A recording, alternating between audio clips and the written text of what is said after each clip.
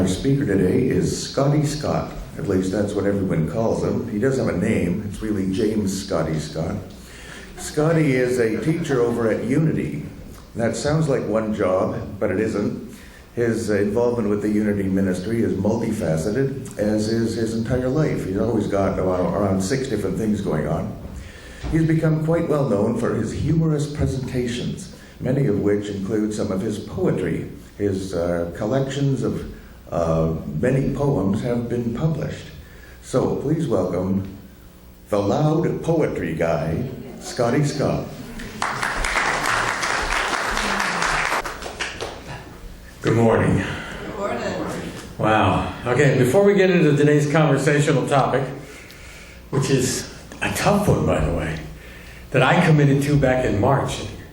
Looking back on it, it's like, well, okay, if we have to, we have to. 2 elements that came through my life in the last week. The first one is, there was a big article on AOL in the news section this week. Multi-billionaire hedge fund operator divulged the secrets to his success. I went, oh great, I'm going to write all this down. For 44 years, this man has done the same thing every day.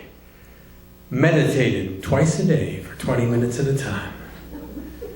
And he said, I can handle Wall Street because I meditate. Now, the funny thing is, as people have come through over the last 20 years of my spiritual quest, they introduced me to this technique and that technique and all these ideas. And if I ever hammer hard on what is the one thing I need to do in my life, over and over and over again, they say, you need to be meditating twice a day. The cool thing is, it's free. I have time. And if you say you don't have time, you have the same amount of time as everybody else. It's your choice of what you do with it. But every one of us has the time. So at any point, if things aren't going as well, if you aren't as tuned in spiritually as you'd like to be, check your meditation practice. This guy's a multi-billionaire because he meditates twice a day, which is very cool. The other one has to do with my daughter. Now, there's something in schools these days called Edline. If you're not familiar with it, boy, can it get a kid in trouble real fast. All the grades are posted each day. If you did your homework, it's posted each day. As a kid, you can't get away with nothing. Man, some of the things I told my parents would have showed up to be discrepancies from the truth. My daughter last Monday brought home the best report card she's brought home in 5 years. I went, honey, this is wonderful. She said, I know, I did great. And then on Thursday, I went on Edline. She's carrying an E in science because she failed to turn in a major project. I said, honey, I'm really happy about that last report card, but the next one's going to be really awful unless you fix this. I said, what was this thing about? She said, Dad, it was too hard. It was about minerals. And it's that one particular mineral. I went online and I couldn't find anything about the mineral. And I'm thinking, oh, the teacher assigned her something that's like, only in the tundra or something like that. I said, what mineral was it that was so hard? She said, limestone.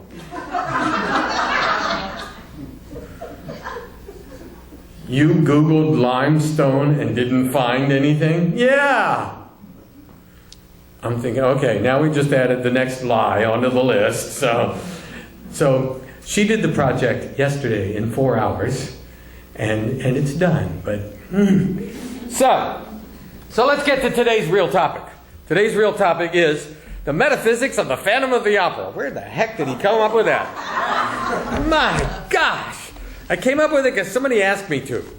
Back in March, it was about the time we were talking about coming here in November, I had the Unity Fellowship in Williamsburg asked me, could you come to see us in July and in November? And I went, yeah, this would be great. They said, okay, July, can you do the metaphysics of the Wizard of Oz? I went, oh yeah, I've done that talk several times.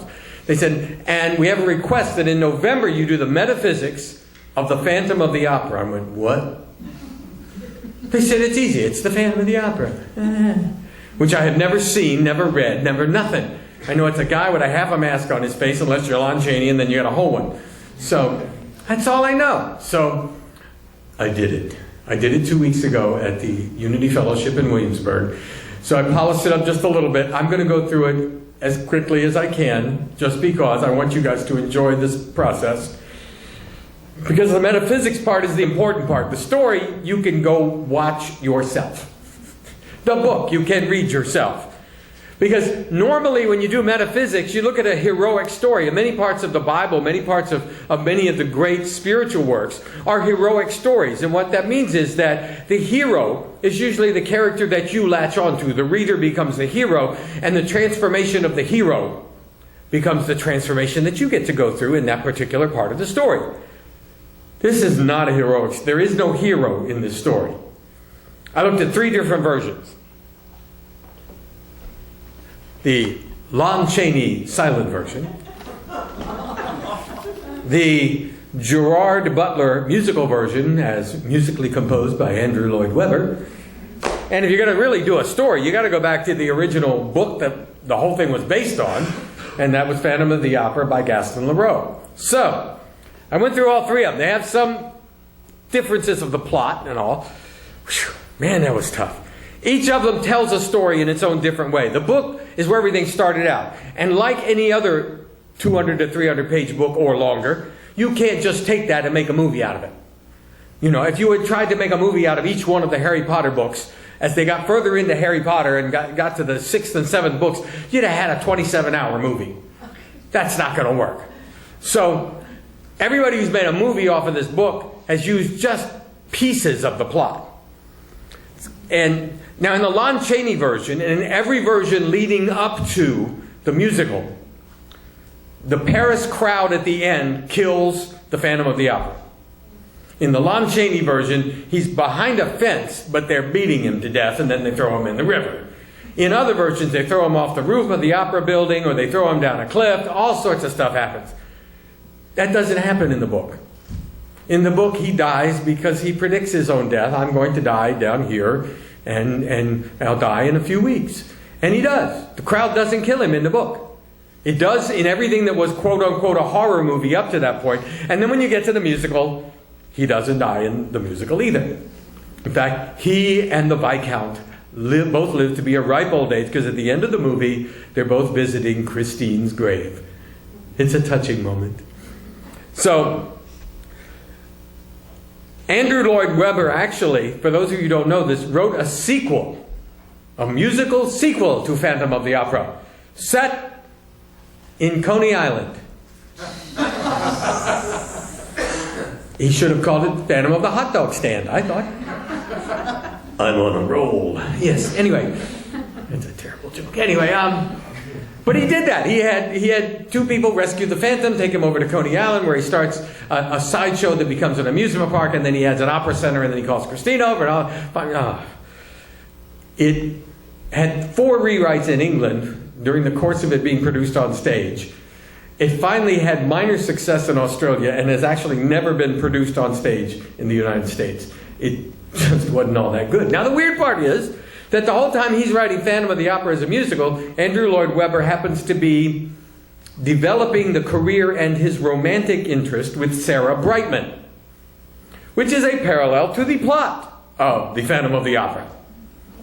Unlike the Phantom, nobody throws him off a building, and he actually ends up marrying Sarah Brightman, and that lasts for a few years. So, let's try to quickly cover the plot, quickly, and then get to the metaphysics part of it. Christine is a young opera singer. She's been trained for years by Eric, also known as the Phantom of the Opera. He was born disfigured as a child, unless you look at the 1940s version with the starred Claude Rains, in which Carlotta throws acid in his face, and that's where he gets disfigured. But in every other version of the movie and the story that I saw, he was born disfigured as a child. But, like I said, movie guys like to make movies the way they want to. So, he was born disfigured as a child, wears a mask most of the time. In the movies, depends on which movie you watch, it's usually a full face mask. What Lon Chaney had was hooked to a hat, actually, and the mask came over his face. In the musical, however, it's this extremely chic, half a face mask. And even though in both the movies and the book, it says he has almost no nose, in the musical, he has a good-looking nose. And you can see it from the non-masked side of his face when he turns. And then when he does take the mask off, he still has a good-looking nose. The rest of his face is off, but his nose looks good. So, through threats, intimidation, and a few murders along the way, Eric, the Phantom of the Opera, manages to convince the new owners of the Paris Opera House that Christine should be their new star soprano. So as she becomes famous, with just one performance, she finds and renews a friendship, which then becomes a love interest, to the Viscount de Chagny, who was a friend of hers in childhood.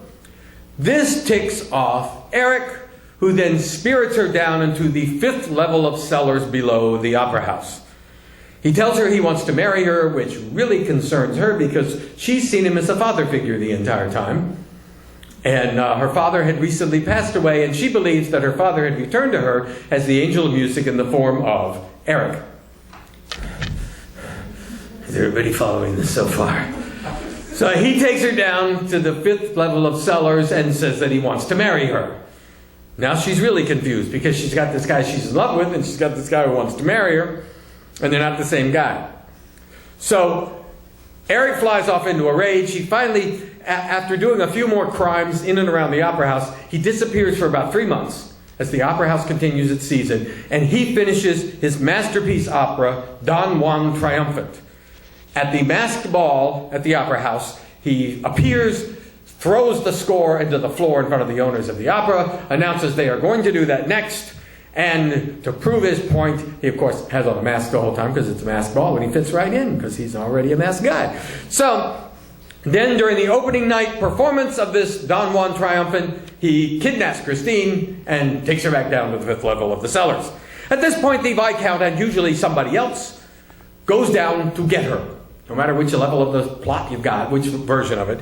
And in the book, it's a guy called the Persian. And we find out why he's called the Persian later on. So they head down into this series of mazes, trapdoors, tunnels, torture chambers, all this stuff to go rescue Christine. Now, and then above them, an angry crowd develops. Now, there seems to be a relatively big sense of intelligence that you need to do to maneuver all these tunnels and everything. And so these guys are like sneaking one at a time, just trying to get through. But in the meantime, this angry crowd comes up, and by the end of the movie, show, play, whatever, they have found their way to the bottom. It's like, well, how tough really was it? If the whole crowd could find it at some point. So then they finally get there. In the movie versions, they do him in when they get him. In the other versions, he usually has a change of heart and sends Christine off to be with the Viscount. And everything ends. Christine marries the Viscount. Eric dies at some point, except for in the movie version. And then the Paris Opera House closes for business. So that's a real quick summary. So what does it mean to us when we go to take a look at the story? Well, first off, since it's not a heroic story, we're probably none of us going to want to be any of the lead characters. So the story has to be about parts of our lives. And this, as a story, is about the dark side of our lives. Because virtually everybody in here has a dark side. Some of them have a confused dark side. Some of them just have a dark side. And it reminded me of there's a line that Weird Al Yankovic, the great philosopher, once wrote about Star Wars in his song Yoda. If you've never heard that, Yoda, yo-yo, great song. And in it he wrote, I know Darth Vader's really got you annoyed, but remember if you kill him then you'll be unemployed, oh my Yoda.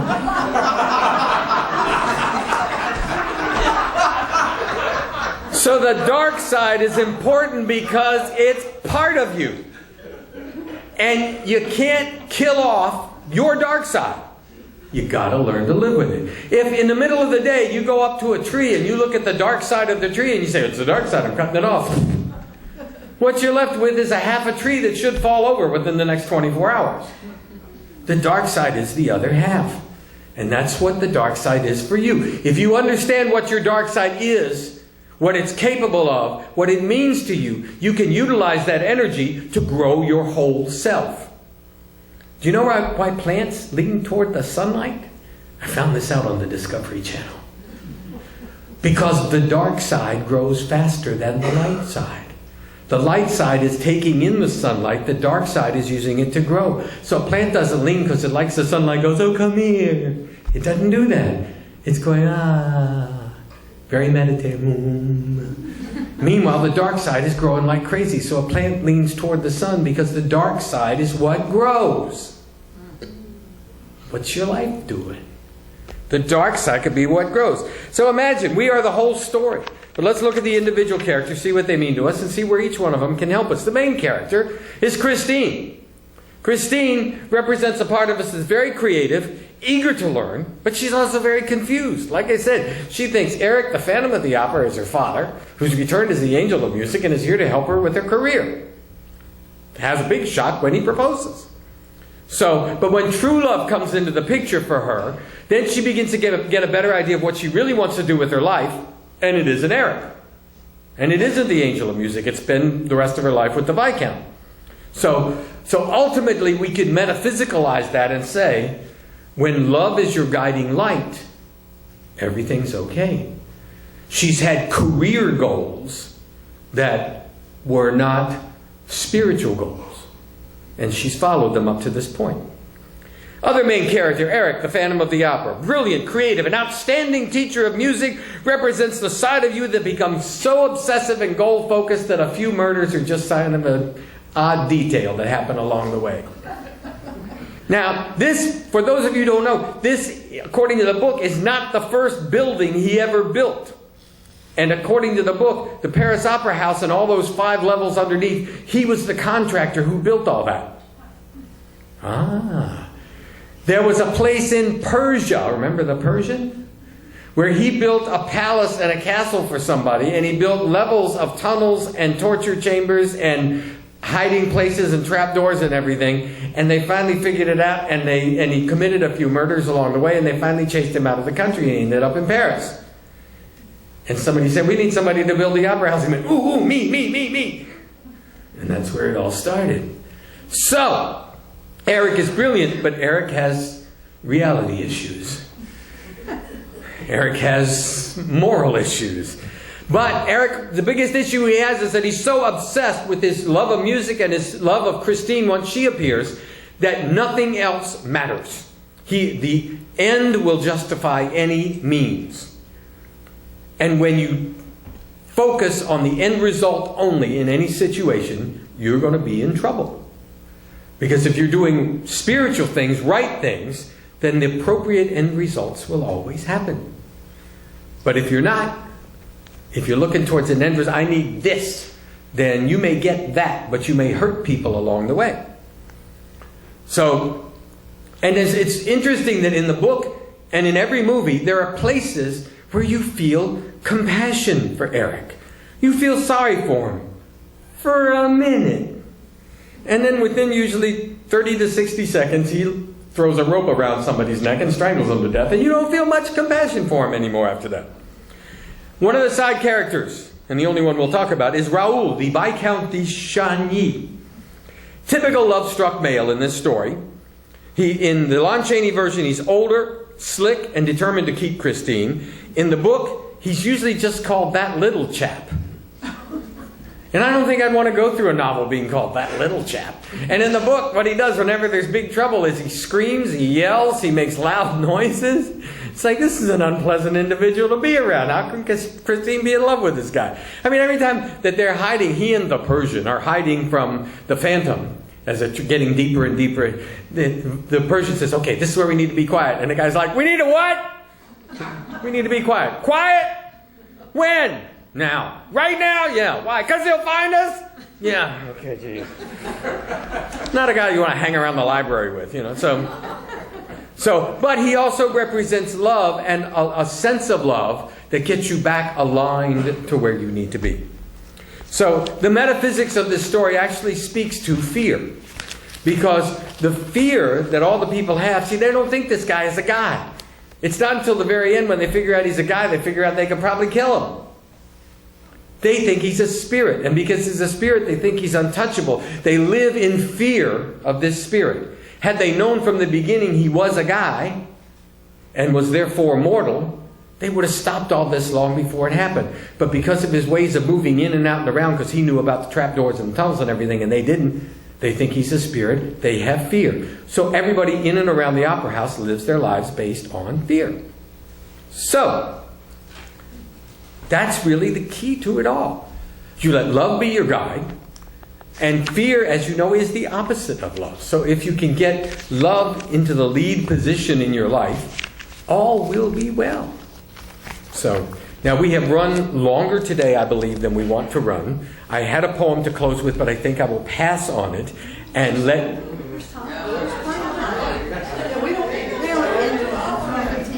Okay, then I'll do the poem. Whew. Man, you guys are a tough crowd. Okay. Now, this poem has nothing to do with today's talk, so it fits in well. One of the notes I had in the talk was, what we're trying to do in the course of analyzing all this is figure out, and I use the phrase, who am us anyway? Which is a phrase I stole from the Firesign Theater, which is one of my favorite comedy groups from back in the 70s and 80s. They were great. And as it turns out, I not only have a workshop that I teach that's called Who Am Us Anyway, but there is a poem in that workshop called Who Am Us Anyway. So I'd like to do that for you to close with today. Two parameciums sitting in a tree, F-I-S-S-I-O-N-I-N-G. One got a mouth and shouted, "Hey man, will somebody tell me who I am? Who am us when we work? Who am us when we pray? Who am us when we peek and pick and poke and pack and pray? Who am us out of dust, out of DNA or clay? All we want to know is, who am us anyway?" From the time that the first mouth appeared on the earth, we've been asking questions about our origins and birth. Where did I come from? Where will I go? Why do I ask questions? Who ought to know? We look into a microscope to find out who we are. We look into a telescope to find the nearest star. And then when we find it, the scientists discuss, what is it made of? Is it made of us? They analyze the elements that make the starry goo. The elements in elephants. The elements in you. Now what about this gooness? The scientists can't say. But it's in them and us. Who am us anyway? You spend your life searching. You scour, delve, and hunt. Then you end up at a church with some crazy guy up front. With other brilliant seekers, you're on your path to stay. I know we all are one, but who am us anyway? Who am us when we work? Who am us when we play? Who am us when we peek and pick and pack and poke and pray? Who am us out of dust, out of DNA or clay? All we want to know is, who am us anyway? All of us is wonderful. Who am us anyway?